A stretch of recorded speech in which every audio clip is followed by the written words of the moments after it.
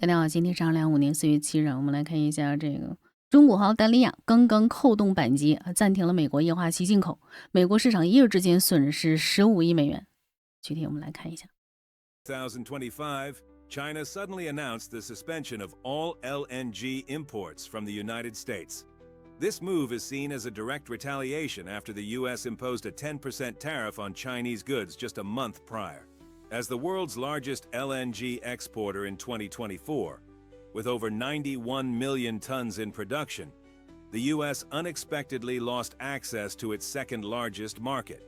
Immediately following the announcement, China quickly diverted its LNG shipments to Europe, avoiding U.S. tariffs and expanding its influence in a market urgently seeking energy alternatives to Russian supplies.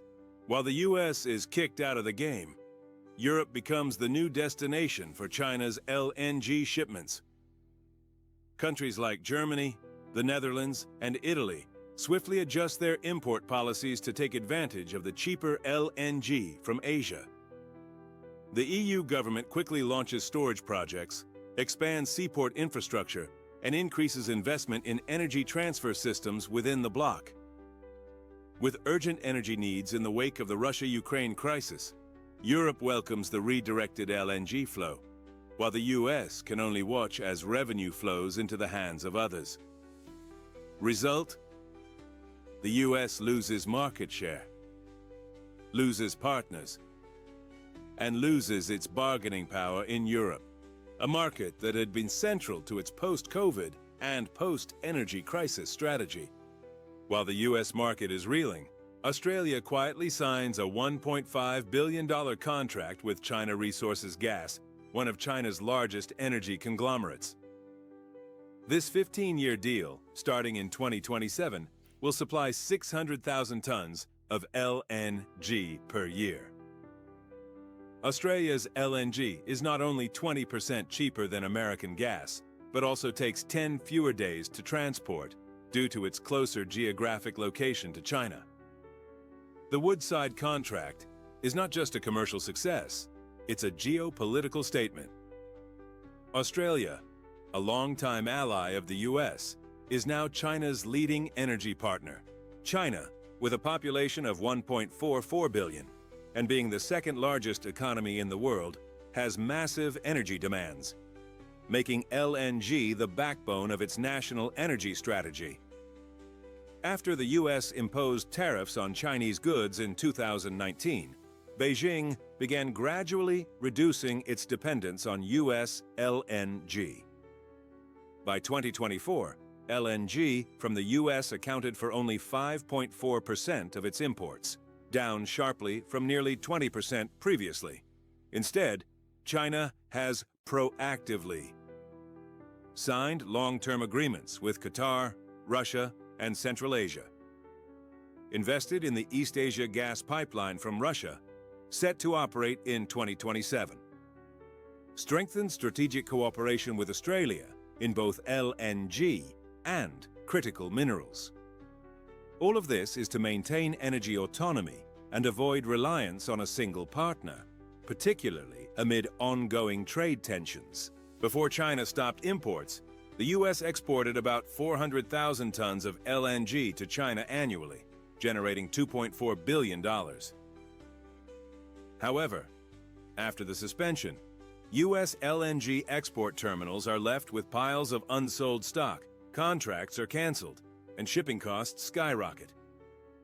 Meanwhile, Australia, which had previously trailed the U.S. in LNG market share, seizes the opportunity, surpassing the U.S. to become the primary LNG choice for China and many other Asian economies. With this shock to the billion-dollar market, the U.S. LNG industry faces the risk of restructuring, while the global energy market has entered a new era, one where not only price but also geopolitical strategy will be the deciding factor.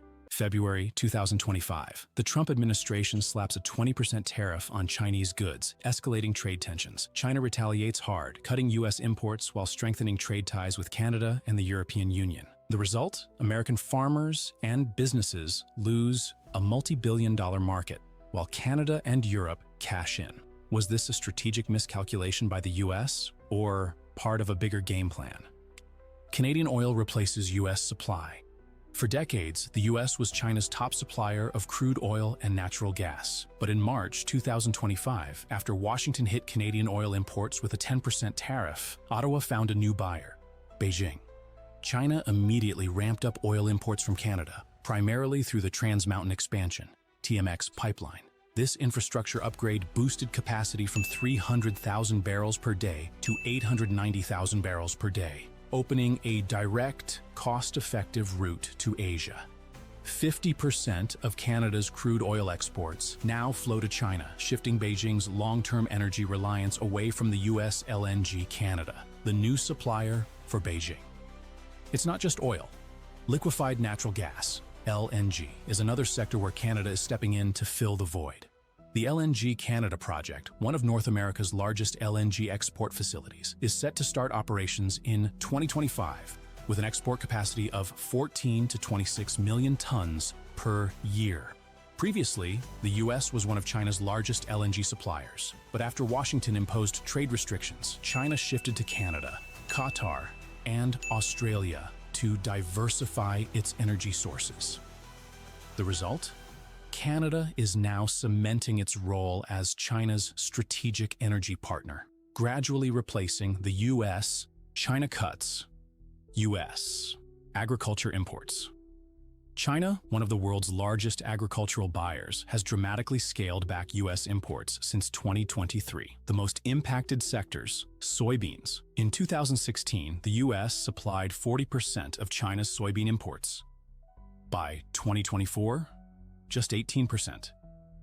Meanwhile, Brazil and Argentina now account for 74%. Wheat, corn, and cotton. Once key U.S. exports to China, these crops are now being replaced by South American and European suppliers. Spain and the Netherlands, the new pork kings. China has also significantly increased meat imports from Europe, particularly Spain and the Netherlands. Why? Stronger food safety regulations, more stable supply chains, competitive pricing versus U.S. exports. In 2023 alone, EU pork exports to China surged by 35%, while U.S. pork exports plummeted due to tariffs and stricter Chinese inspection policies. For American farmers, this shift is a nightmare. Losing China's massive demand means overproduction, falling prices, and declining profits. American farmers are taking the hit with China. No longer buying U.S. agricultural goods, American farmers are facing oversupply and price drops, shrinking profits, financial strain, and potential bankruptcies. Smaller farms are at the highest risk as they lack the resources to pivot quickly. U.S. industry loses a key market. It's not just agriculture. America's industrial sector is feeling the heat too. China is cutting investments in the U.S. Tech giants like Google, Tesla, and Intel are losing Chinese market share. China is shifting its partnerships to Canada, Europe, and BRICS nations. The long-term impact? A gradual decline in U.S. global influence. This trade war is reshaping global commerce. Canada and the EU are winning. They're capturing billions in lost U.S. trade. The U.S. is losing ground. American farmers, tech companies, and industries are feeling the squeeze. The big question, will the U.S. shift strategies to regain lost ground? Or is this the beginning of a long-term decline in U.S. economic dominance? If Washington doubles down on tariffs, it risks further isolating American businesses from global supply chains. Meanwhile, Beijing's aggressive trade diversification is creating new alliances that could permanently reshape global economic power. The longer this standoff lasts, the harder it will be for the U.S. to reclaim its lost influence. Billions of dollars are being poured into the F-47 fighter jets while the economy and politics are in turmoil. What is going on? Trump announces F-47 jet. In a recent press conference, the president unveiled the development of the F-47 jet, a replacement for the F-35. The F-47 will be the most advanced, most capable, most lethal aircraft ever built. This is part of a broader strategy to enhance military power, with hopes of making the U.S. the leader in military technology. However, the cost of this project has raised concerns among the public.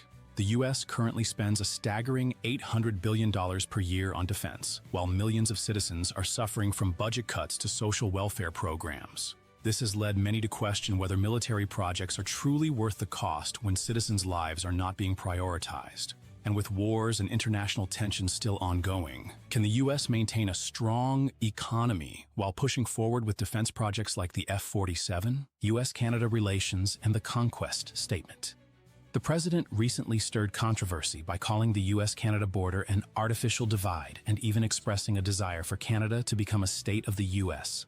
But is this strategy truly realistic in the current context? Canada is a major trade partner of the U.S., with bilateral trade reaching over $600 billion annually. Moreover, Canada plays a key role in international agreements and maintains an independent foreign policy. Could this conquest push lead to a positive relationship between the two nations, or will it spark major tensions in the region? Regardless, Canada's response to these statements has been crystal clear. Increased defense, cooperation with European countries and Australia. Additionally, Canada is focusing on strengthening alliances with other allies like Japan and South Korea to safeguard its strategic interests in the region. This could complicate relations with the U.S. if these strategies aren't closely aligned.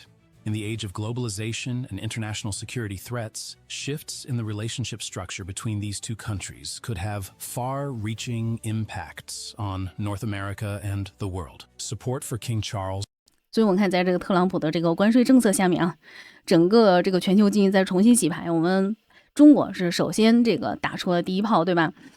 我们就强烈的回击它，而且我们早有准备啊。我们之所以能够这么强硬，你看，比如说我们以前在这个农产品上面啊，非常的依赖美国进口，那我们也是在积极的寻求新的伙伴。你比如说这个找巴西啊、阿根廷啊，去进口，对吧？我们在降低这个从美国的进口。然后另一方面，就比如像美国进口的这个石油啊、天然气啊，对吧？我们也是向加拿大进口，向卡塔尔进口，向澳大利亚进口啊。我们就叫什么？中国和澳大利亚扣动了这个扳机啊，我们重新来找合作伙伴，我们重新来梳理一下，对吧？包括刚才我们说的这个农产品啊，就是美国的农业啊，因为这个中美贸易的战争啊，他们损失了这个10亿美元以上，包括这个猪肉啊。我们是从哪儿？从西班牙、荷兰啊，更多的从西班牙、荷兰，我们开始转战。我们削减在美国进口，我们可以上欧盟去进口啊。欧盟进口的这个猪肉的，它这个产品品控会更高，对吧？它的质量要求会更高，然后东西会更好，何乐而不为呢？所以说，危机吧，啊，就是危险和机会并存啊。在这个危机时刻啊，我们看到这个美国把自己竖起了坚强的壁垒，各国都在积极的寻求自己的出路。然后也希望这个其他国家能够迅速做出反应啊，希望大家能够尽快的恢复到良好的生活秩序上面。美国现在逐渐失去它的市场，它的主导地位正在下滑。而且我们有一个什么鸟笼经济理论啊，说这个当那个人口达到这个8000万，就是已经可以形成这个完美的经济闭环。所以就是美国把自己用这个关税把自己放在坚强的堡垒里面，然后那么也就是逼迫着其他国家放下傲慢与偏见，大家能够重新握手言和，我们来进行新的资源交换的这样的合作，好吧？就是希望世界能够变得越来越好啊！我还是那句话，商益百姓苦，网易百姓苦。希望这个老百姓都能过上幸福的日子，赶快这个恢复良好的这个经济贸易秩序，让大家都能够生活的开开心心、快快乐乐。好，今天要到这里，谢谢大家。